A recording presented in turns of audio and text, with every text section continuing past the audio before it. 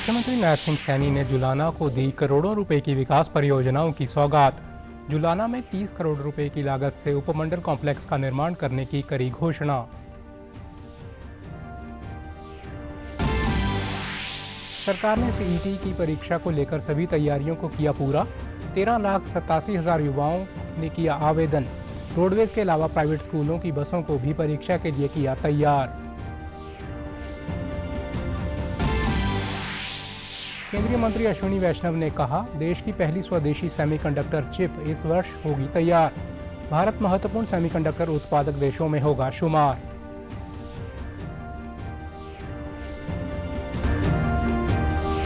और कुरुक्षेत्र में 23 से 27 जुलाई तक आयोजित होगा अंतर्राज्यीय युवा आदान प्रदान कार्यक्रम।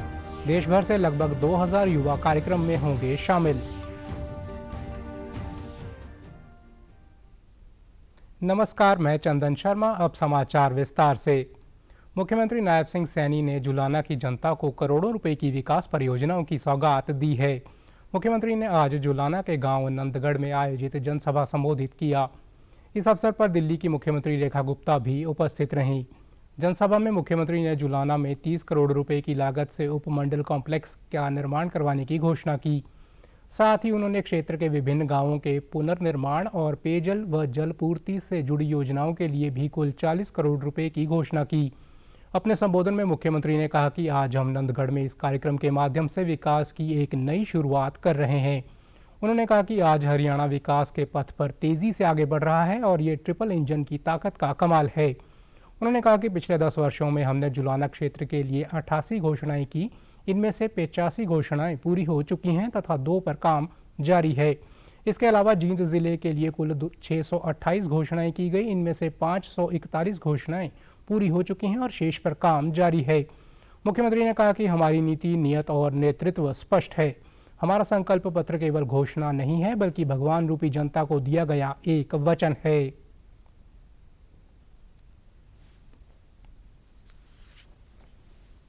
देश के यशस्वी प्रधानमंत्री आदरणीय नरेंद्र मोदी जी आगे बढ़ा रहे हैं।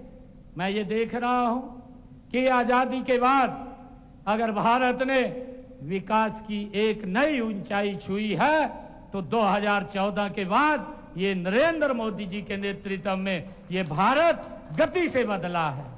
मुझे खुशी है कि आदरणीय प्रधानमंत्री जी जब ये एक शब्द बोलते हैं, ये दुनिया की आर्थिक मजबूत तीसरी शक्ति बनेगा, तो देखते देखते ये 11वें स्थान से भारत 4थे स्थान के ऊपर आकर के ये खड़ा हो गया है। यह धर्मशाला ये सर्व समाज की धरोहर है।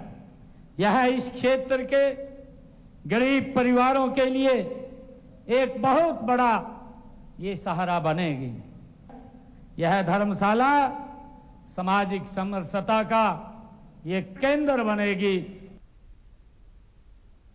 इस अवसर पर दिल्ली की मुख्यमंत्री रेखा गुप्ता ने अपने संबोधन में कहा कि हरियाणा की धरती ने देश को 2 सीएम दिए हैं और विकसित भारत का रास्ता हरियाणा और दिल्ली से होकर गुजरेगा। उन्होंने कहा कि जुलाना के लोगों से मिले समर्थन के कारण वे इतना लंबा सफर आज तय कर आज शीर्ष पद पर पहुंची हैं। जनता के लिए 24 घंटे समर्पित भाव से कार्य करना हमारी नीति है।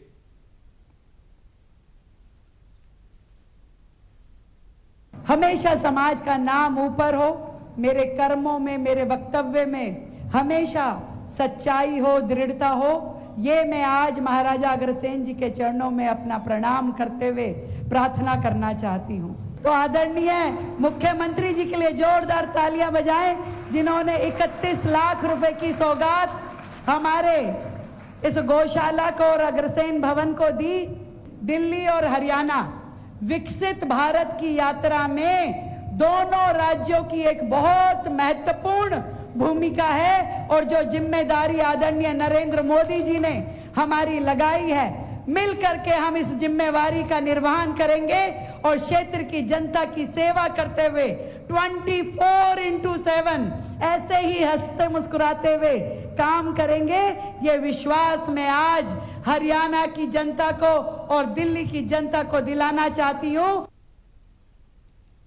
कार्यक्रम में मुख्यमंत्री नायब सिंह सैनी ने कहा कि गांव देवगढ़ का राजस्व रिकॉर्ड में दर्ज रकबे को बिस्वा और बीघे से कनाल और मरला में बदला जाएगा।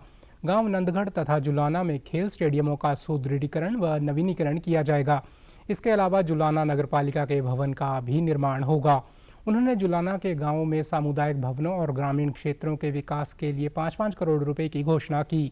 इससे पहले मुख्यमंत्री ने 16 करोड़ 80 लाख रुपए की लागत की 8 विकास परियोजनाओं का उद्घाटन एवं शिलान्यास किया। इनमें से 5 करोड़ 21 लाख रुपए की लागत की 5 परियोजनाओं का उद्घाटन व 11 करोड़ 59 लाख रुपए की 3 परियोजनाओं का शिलान्यास शामिल है। मुख्यमंत्री नायब सिंह सैनी ने कहा है कि प्रधानमंत्री नरेंद्र मोदी के विकसित भारत के संकल्प में हरियाणा अग्रणी भूमिका निभाते हुए केंद्र के साथ कंधे से कंधा मिलाकर आगे बढ़ेगा। वे आज जिला जींद के जुलाना में आयोजित कार्यक्रम को संबोधित कर रहे थे। इससे पहले मुख्यमंत्री ने अग्रसेन धर्मशाला का उद्घाटन तथा नंदी एवं कामधेनु गौशाला का भूमि पूजन किया। उन्होंने धर्मशाला के लिए 31 लाख रुपए देने की घोषणा भी की। इस कार्यक्रम में दिल्ली की मुख्यमंत्री रेखा गुप्ता भी उपस्थित रहीं। अपने संबोधन में मुख्यमंत्री ने कहा कि प्रधानमंत्री श्री नरेंद्र मोदी के नेतृत्व में देश ने वैश्विक स्तर पर अपनी एक सशक्त पहचान बनाई है। भारत की अर्थव्यवस्था 11वें स्थान से चौथे स्थान पर पहुंच गई है और आने वाले समय में भारत तीसरी बड़ी अर्थव्यवस्था बनेगा। इस अवसर पर महाराजा अग्रसेन को नमन करते हुए उन्होंने कहा कि अग्रसेन धर्मशाला का निर्माण केवल सीमेंट कंक्रीट से बनी एक इमारत नहीं है, ये महाराजा अग्रसेन जी के उन महान आदर्शों और सिद्धांतों का जीता जागता प्रतीक है जिन्होंने हजारों वर्ष पूर्व समाज की एक नई दिशा दी थी। महाराजा अग्रसेन धर्म, सेवा व समरसता के सच्चे ध्वजवाहक थे। उन्होंने हमें सिखाया कि समाज के सबसे अंतिम व्यक्ति की चिंता करना ही सच्चा राजधर्म है। उन्होंने कहा कि यह धर्मशाला सर्व समाज की धरोहर है और ये सामाजिक समरसता का केंद्र बनेगी। गति से काम हुआ है और बेटियों को सशक्त और मजबूत करने का काम हरियाणा में बड़ी गति से चला है। आज उसका परिणाम है। मैं धन्यवाद देना चाहूंगा देश के यशस्वी प्रधानमंत्री नरेंद्र मोदी जी को, जिन्होंने हरियाणा के एक छोटे से गांव नंदगढ़ में जन्मी बेटी को दिल्ली की प्रमुख जिम्मेवारी देने का काम किया है। हम धन्यवाद करते हैं और मुझे खुशी है कि मैं आज इस ऐतिहासिक जिले जींद के नंदगढ़ गांव की महान धरा पर आप सबके बीच में आकर के मैं अत्यंत गर्व की अनुभूति कर रहा हूं। मुझे खुशी है। मैं आज हमारे लिए ये अत्यंत हर्ष का दिन भी है। दिल्ली की मुख्यमंत्री रेखा गुप्ता ने कहा कि दिल्ली उनकी कर्मभूमि है और हरियाणा उनकी जन्मभूमि है। उन्होंने कहा कि विकसित भारत की दिशा में दिल्ली और हरियाणा की भूमिका अत्यंत महत्वपूर्ण है। यह पार्टी की नीतियों और प्रधानमंत्री के नेतृत्व का परिणाम है कि आज दिल्ली और हरियाणा जैसे राज्यों के शीर्ष पदों पर साधारण परिवारों से आने वाले लोग अपना दायित्व निभा रहे हैं और समाज सेवा को सर्वोच्च प्राथमिकता दे रहे हैं। उन्होंने कहा कि हरियाणा और दिल्ली की अहम भूमिका है। अपनी जन्मभूमि का जिसने हमें ये संस्कार दिए कि सबसे ऊपर है अपना देश,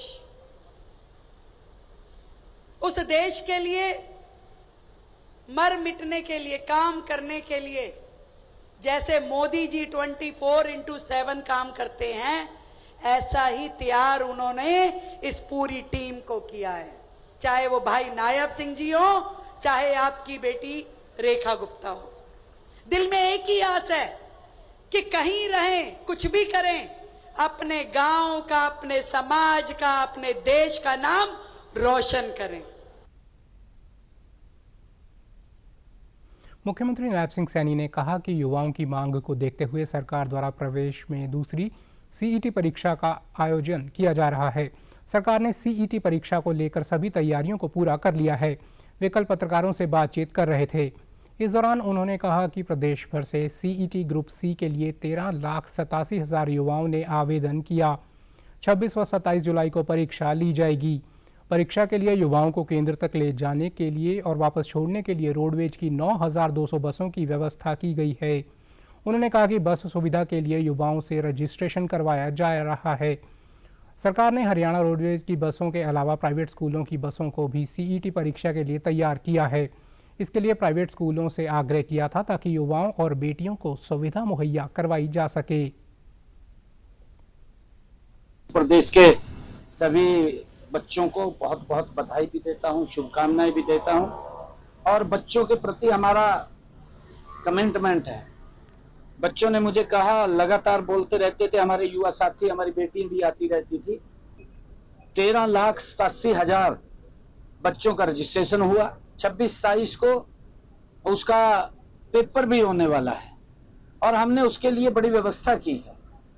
9,200 बसें हमने कुछ हरियाणा रोडवेज की बसें ली है। हमने सभी प्राइवेट स्कूल से आग्रह किया था कि बच्चों को हम घर से लेकर के एक पॉइंट बनाए, उसका रजिस्ट्रेशन चल रहा है, उनको वहां से लेकर के बेटियों के लिए परिवार का एक व्यक्ति जा सकता है, ये भी प्रावधान किया है। उनको एग्जामिनेशन सेंटर तक और सेंटर से घर तक ये पहुंचाने का काम करेंगे और उसके अंदर किसी का कोई किराया नहीं लगेगा। सरकार ने निर्णय किया है और बच्चों को हित के अंदर, क्योंकि हमारी सरकार का जो कमिटमेंट रहा है, उस कमिटमेंट को बच्चों के आदेश के ऊपर ही हम लगातार पूरा कर रहे हैं। आगामी 26 और 27 जुलाई को प्रदेश में संयुक्त पात्रता परीक्षा सीईटी का आयोजन किया जा रहा है। परीक्षा की तैयारियों को लेकर आज कैथल की जिला उपायुक्त प्रीति ने एक प्रेस वार्ता कर बताया कि परीक्षा को पूरी तरह से नकल रहित व सुविधाजनक तरीके से आयोजित करने के लिए तमाम पुख्ता प्रबंध करने के निर्देश जारी किए गए हैं। परीक्षा के सफल आयोजन के लिए प्रत्येक केंद्रों पर ड्यूटी मजिस्ट्रेट की तैनाती की जाएगी। परीक्षार्थियों के आवागमन और ठहरने के लिए ज़रूरत के हिसाब से पूरी व्यवस्था रहेगी। उन्होंने बताया कि जिला कैथल में 33 परीक्षा केंद्र बनाए गए हैं, जहां करीब 34,000 परीक्षार्थी परीक्षा देंगे। यह परीक्षा 2-2 शिफ्टों में होगी। इन सभी केंद्रों पर कड़ी पुलिस सुरक्षा रहेगी। इसके अलावा परीक्षा केंद्रों पर मोबाइल के प्रयोगों को लेकर भी विशेष हिदायतें जारी की जाएंगी। कोई भी स्टाफ सदस्य परीक्षा केंद्र के अंदर मोबाइल लेकर नहीं जाएगा। किसी भी प्रकार की नकल को रोकने के लिए परीक्षा केंद्रों पर सीसीटीवी कैमरों सहित सुरक्षा के उपाय किए जाएंगे और संबंधित क्षेत्रों के एसडीएम, तहसीलदार तथा पुलिस अधिकारी परीक्षा केंद्रों का दौरा करेंगे। इसके लिए जिला में कंट्रोल रूम स्थापित किया जाएगा, जिसके अंतर्गत कोई भी परीक्षार्थी अपनी समस्या दर्ज करा सकता है। जिला प्रशासन द्वारा गठित टीम तुरंत समस्या का समाधान करवाएगी। एग्जाम को कंडक्ट किया जाएगा। हमारे कैथल शहर में, कैथल पूरे जिले में करीब 34,000 बच्चों का सेंटर यहाँ पे बनाया गया है। मैक्सिमम हमारे 33 सेंटर बने हैं और सभी सेंटर शहर में ही लोकेटेड हैं। सभी सेंटर्स वेल कनेक्टेड हैं और ये उन सभी कैंडिडेट्स के लिए भी एक मैसेज है कि हम यहाँ पे उनके लिए, सभी के लिए शटल सर्विसेज का प्रावधान करेंगे, जिसमें उनको बस स्टैंड से लेकर के सेंटर्स तक छोड़ने की सुविधा उपलब्ध होगी। 26 और 27 को 2-2 शिफ्ट में एग्जाम होगा, मॉर्निंग और इवनिंग शिफ्ट में। तो टोटल 4 एग्जाम्स डिफरेंट 2 तारीखों में किए जाएंगे और उसके लिए सभी सेंटर्स पे सीसीटीवी की सुविधा होगी और सभी कैंडिडेट से ये आग्रह भी है कि किसी भी तरह के मोबाइल्स, ऑर्नामेंट्स, बैग्स वगैरह सेंटर पे कैरी ना करें। प्रदेश के वन मंत्री राव नरवीर सिंह ने कल नई दिल्ली में केंद्रीय मंत्री मनोहर लाल तथा भूपेंद्र यादव के साथ मुलाकात कर अरावली क्षेत्र में प्रस्तावित विश्व की सबसे बड़ी जंगल सफारी परियोजना को लेकर विस्तृत चर्चा की। इसके बाद जानकारी देते हुए उन्होंने बताया कि लगभग 10,000 एकड़ में विकसित की जाने वाली इस महत्वाकांक्षी परियोजना को 4 चरणों में विकसित किया जाएगा। पहले चरण में 2,500 एकड़ क्षेत्र में कार्य किया जाएगा, जो जल्द शुरू होगा। यह परियोजना हरित पर्यटन को बढ़ावा देने के साथ साथ वन्य जीव संरक्षण में भी अहम भूमिका निभाएगी। उन्होंने बताया, केंद्रीय पर्यावरण मंत्री ने आश्वस्त किया कि केंद्र सरकार इस परियोजना को तेजी से मूर्त रूप देने के लिए हर संभव सहायता प्रदान करेगी। राव नरवीर सिंह ने कहा कि ये सफारी पर्यावरण प्रेमियों को आकर्षित करने के साथ ही क्षेत्रीय अर्थव्यवस्था को गति प्रदान करेगी, स्थानीय युवाओं को रोजगार मिलेगा और हरियाणा को वैश्विक हरित पहचान दिलाएगी। उन्होंने बताया कि अरावली पहाड़ियों को हरा भरा बनाने और पारिस्थितिकी संरक्षण के उद्देश्य से 27 जुलाई से मातृ वन अभियान की शुरुआत होगी। केंद्रीय मंत्री मनोहर लाल व भूपेंद्र यादव पौधारोपण कर इसकी शुरुआत करेंगे। ये अभियान अरावली ग्रीन वॉल प्रोजेक्ट के तहत चलेगा, जिसमें 3 लेयर वाला हरित वन क्षेत्र विकसित किया जाएगा। ये पहल प्रधानमंत्री नरेंद्र मोदी द्वारा शुरू किए गए एक पेड़ मां के नाम अभियान से प्रेरित है। इस दौरान शिव नादर स्कूल से घाटा चौक तक लगभग 20,000 पौधे रोपे जाएंगे। उन्होंने लोगों से इसमें अधिक से अधिक भागीदारी करने की अपील की। राज्यसभा सांसद किरण चौधरी ने अमृत भारत स्टेशन योजना के तहत चल रहे भिवानी रेलवे स्टेशन के जीर्णोद्धार परियोजनाओं का निरीक्षण किया। वर्ष 2022 में शुरू की गई अमृत भारत स्टेशन योजना के तहत 1275 से अधिक रेलवे स्टेशनों का आधुनिकीकरण किया जा चुका है। इसके तहत भिवानी रेलवे स्टेशन के जीर्णोद्धार पर 16 करोड़ रुपए का खर्च किया जा रहा है। निरीक्षण के बाद पत्रकारों से बातचीत करते हुए उन्होंने कहा कि भारत एक विशाल देश है, इसे सांस्कृतिक रूप से जोड़े रखने में रेलवे की अहम भूमिका है। प्रधानमंत्री नरेंद्र मोदी ने अमृत भारत स्टेशन योजना के तहत इस विजन को आगे बढ़ाने का कार्य किया है। उन्होंने बताया कि भिवानी सिटी स्टेशन पर दिल्ली जाने वाली ट्रेनों के ठहराव को लेकर भी राज्यसभा में मुद्दा उठाएंगी। रेल मंत्रालय का और खास तौर से हमारे रेल मंत्री का अश्विनी जी का ये पार्लियामेंट में मैंने ये बात उठाई थी और पत्रकार के जरिए भी मैंने जो है इसके ऊपर बात रखी थी। और आप जानते हैं पूरे हिंदुस्तान के अंदर हमारे माननीय प्रधानमंत्री जो हैं बहुत विकसित रूप से जो है हमारी जो है रेल कनेक्टिविटी हो चाहे एयर कनेक्टिविटी हो उसको बढ़ा रहे हैं। देखिए भारत जो है एक बहुत विशाल जो है देश है और ये विशाल देश को जब तक एक दूसरे के साथ जुड़ेगा नहीं, उसकी संस्कृति और उसके जो मूलभूत जो है सुविधाएं जो है लोगों को नहीं मिलेंगी, वो कैसे लोगों को पता चलेगा। ये आज हमारा सौभाग्य है कि हमारे पास एक ऐसे प्रधानमंत्री हैं जिनकी सोच और जिनका विजन इतना आगे है कि उन्होंने जो है इस तरह से इस तरह के ये जो सारा ये मिशन उठाया है पूरा हिंदुस्तान को कनेक्ट करने के लिए। और आज जो है उसका एक स्वरूप आज भिवानी में आप देख रहे हैं। हिसार शहर को ट्रैफिक जाम से मुक्त कराने के लिए कैबिनेट मंत्री रणवीर गंगवा की अध्यक्षता में बनी कमेटी की दूसरी समीक्षा बैठक में कई महत्वपूर्ण फैसले लिए गए। लघु सचिवालय में आयोजित इस बैठक के दौरान बताया गया कि लक्ष्मीबाई चौक से टाउन पार्क तक सड़क को 4 लेन से 6 लेन करने की दिशा में 1 या 2 महकमों को छोड़कर अन्य सभी से सहमति ले ली गई है। उधर शहर में ट्रैफिक का दबाव कम करने के लिए 1 अगस्त से बस अड्डे के पिछले गेट से बसें निकाली जाएंगी। इसके अतिरिक्त तालाकी गेट के समीप लगे फुटओवर ब्रिज को उपयुक्त स्थान पर शिफ्ट किया जाएगा। साथ ही ई रिक्शा इत्यादि की उचित व्यवस्था के लिए उन्हें निश्चित स्थान पर खड़ा किया जाएगा। इस मौके पर पत्रकारों से बातचीत करते हुए कैबिनेट मंत्री ने कहा कि शहर को जाम से मुक्त किया ही जाएगा, साथ ही इसे और अधिक सुंदर बनाया जाएगा। इससे जुड़ी विभिन्न परियोजनाओं के टेंडर बनाकर भी भेज दिए गए हैं। उन्होंने बताया कि शहर में विभिन्न परियोजनाओं के लिए 258 करोड़ रुपए मंजूर किए जा चुके हैं। अत्यधिक बारिश होने से शहर में जो पानी इकट्ठा होता है उसके ऊपर भी विभाग कार्य कर रहा है। कैबिनेट मंत्री ने कहा कि भारतीय जनता पार्टी की सरकार जीरो टॉलरेंस नीति पर काम करती है।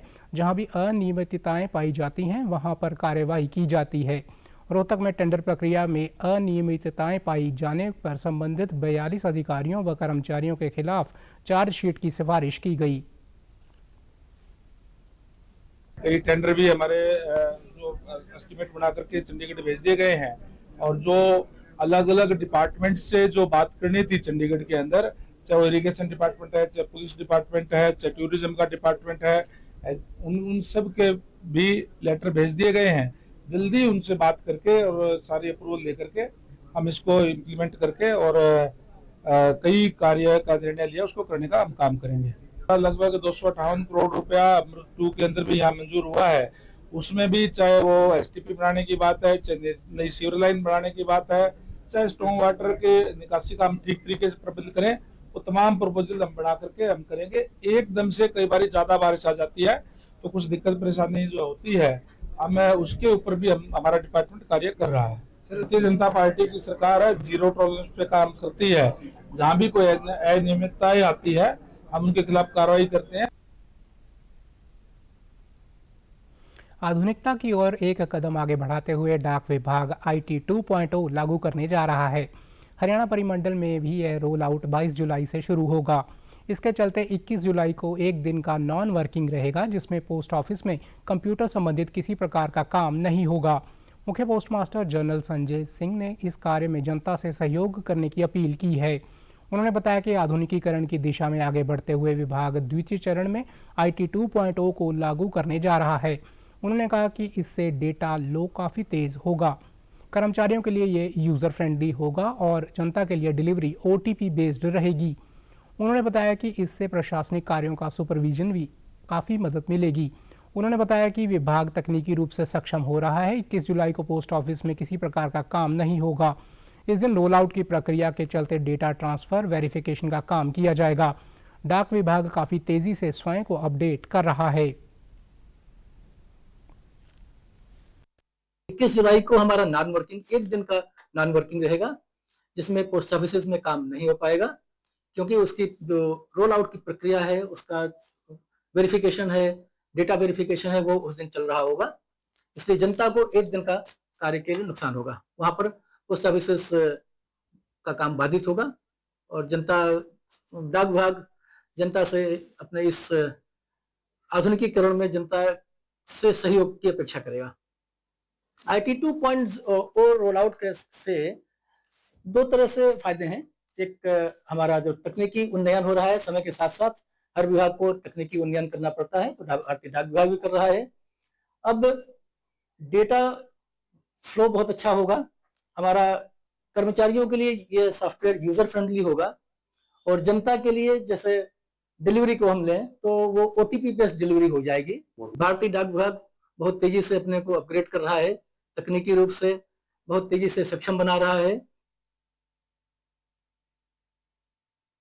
इलेक्ट्रॉनिक्स और सूचना प्रौद्योगिकी मंत्री अश्विनी वैष्णव ने कहा है कि देश की पहली स्वदेशी सेमीकंडक्टर चिप इसी वर्ष तैयार हो जाएगी।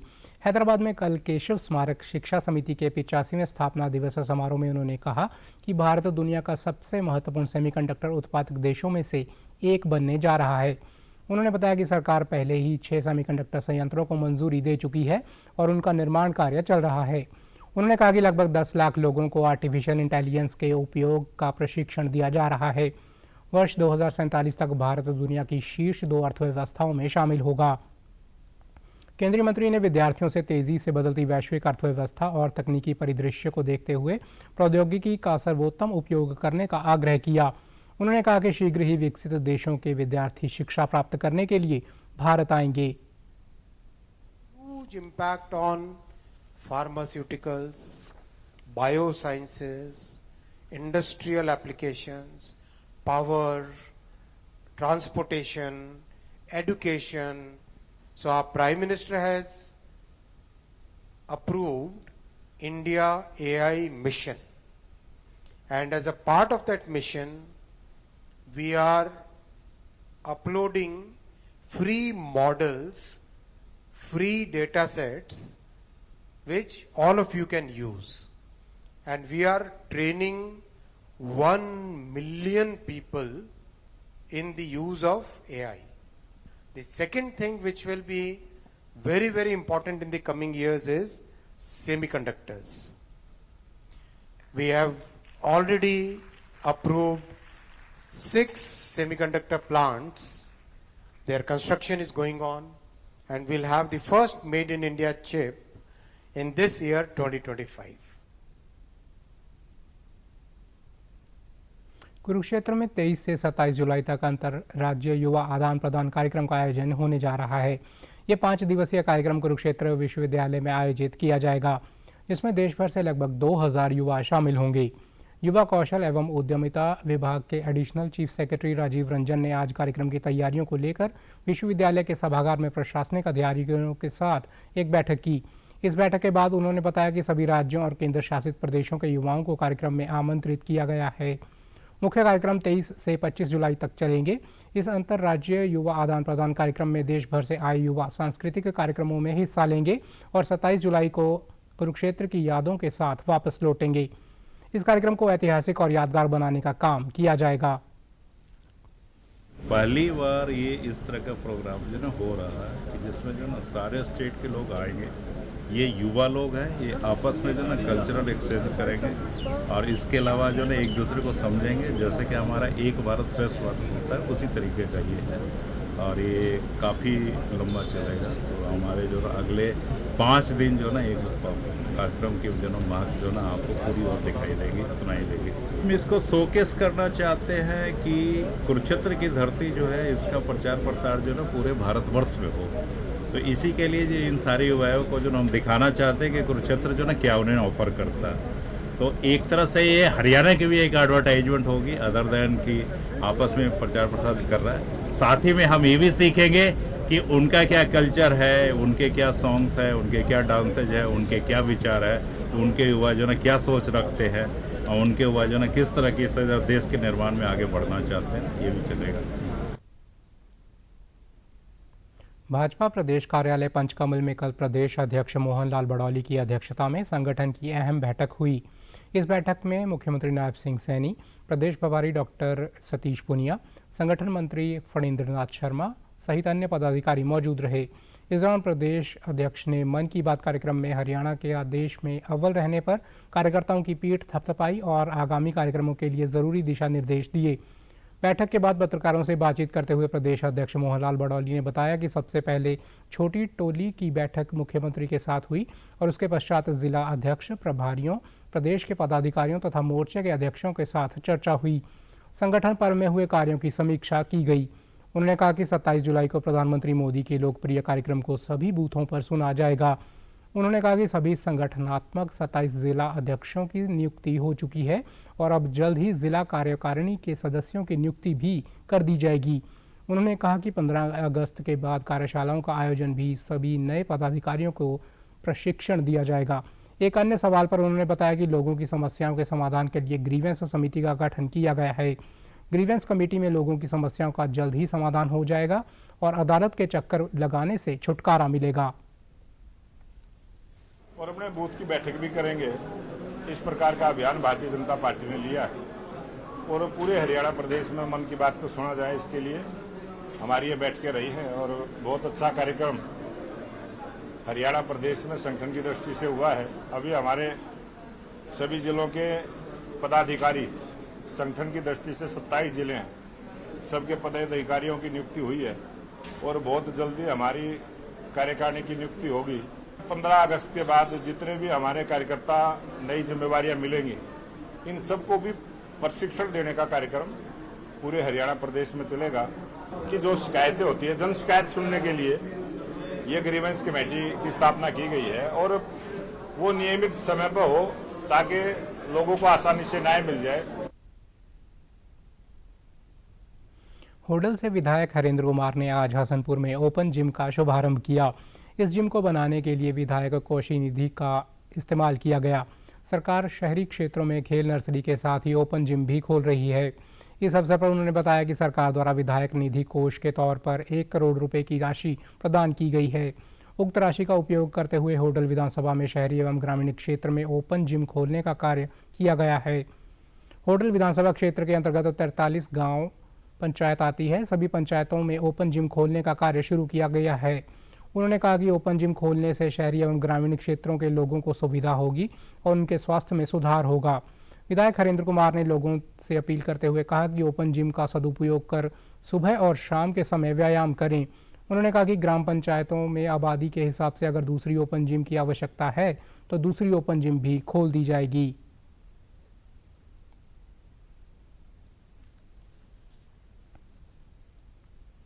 जो मेरे को विधायक निधि फंड से पैसा मिलता है, 1 करोड़ रुपए मुझे विधायक निधि फंड से पिछले साल मिला था, उसके मैंने सारे गांवों में जो है ना जिम लगवा दिए और कुछ गांवों में काम चल रहा है, बाकी के कुछ गांव और रह गए। तो जो मेरे को अगला पैसा मिला है उसमें बाकी के गांवों को भी मैं जिम देने का काम कर रहा हूं, क्योंकि अगर लोगों की स्वास्थ्य अच्छा रहेगा, माता बहनों का स्वास्थ्य अच्छा रहेगा, मेरे सरदारी का स्वास्थ्य अच्छा रहेगा, तो जी एक अच्छी जो ना उसमें जो ना सुविधा मिलेगी। तो मेरे यहाँ पर 43 पंचायत है मेरे विधानसभा के अंदर और जी नगर परिषद है, तो नगर परिषद के अंदर भी और जी पूरी 43 पंचायतों में मैंने ओपन जिम लगाने के लिए अपनी तरफ से पैसा सैंक्शन कर दिया, दे दिया है। क्योंकि ये बैगी का पैसा होता है, लोग इसको मिसयूज करते थे। मेरी ये सोचती कि मिसयूज ना हो पैसा, इसको जी सारे पैसे को मैंने जो है हर गाँव में ओपन जिम लगाने का काम किया है, जिससे कि लोगों का स्वास्थ्य अच्छा रहेगा। समाचारों में आज इतना ही। नमस्कार।